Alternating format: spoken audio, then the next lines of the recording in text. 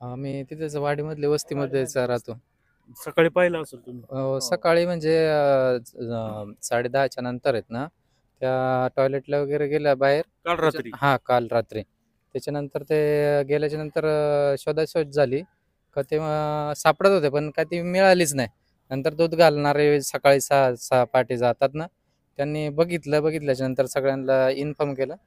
नंतर मग सगळ्यांची धावपळ झाली. नंतर तुम्ही मग पाहिलं तिथं जाऊन. हां, तिथं मग सगळेच धावत गेल्याच्या नंतर आम्ही सर्वजण गेलो आणि तिथे गेल्याच्या नंतर त्यांना बरेचसे इंजुरी वगैरे झालेली होती. असे कुठं कुठं याचं पडलेले. लागलं होतं का? त्यांना त्यांना हे पूर्ण आहे ना, हातावरचं आहे ना, पूर्ण आहे ना, हे पूर्ण 1 सेंटीमीटरचं पूर्ण फाटलेलं आहे आणि खाली पायाला पण आहे ना भरपूर इंजुरी झालेली आहे.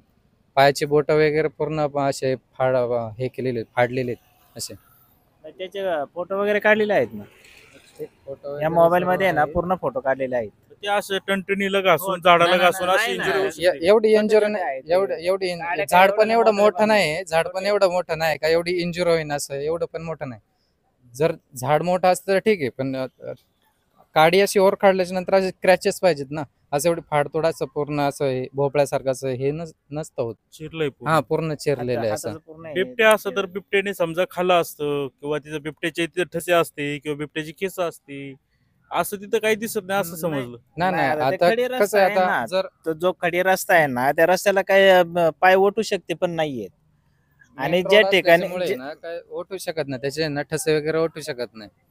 जर तसे काय ओढणारच जर नाही, बिबट्याने जर खडीचा हल्ला रस्ता आहे. केला असेल, त्याचा हल्ला चालू असेल आणि खालून कोणती तर मेन रोडनी गाडी येत असेल तर त्यांनी सोडलं पण असेल बाय चान्स, गाडी असं जर पण झालेलं आल्यानंतर असेल. ते पळून जाऊ शकतो तो. पळून जाऊ शकतो. तुमचं काय म्हणणं आहे? आमचं म्हणणं काय ना, आमच्या वस्तीसाठी ना आता छोटे मुलं वगैरे खेळतात आहे, पिंजऱ्याची काहीतरी व्यवस्था केली पाहिजे. 2-3 पिंजरे लावलेले पाहिजेत त्यांनी, एवढीच मागणी आमची.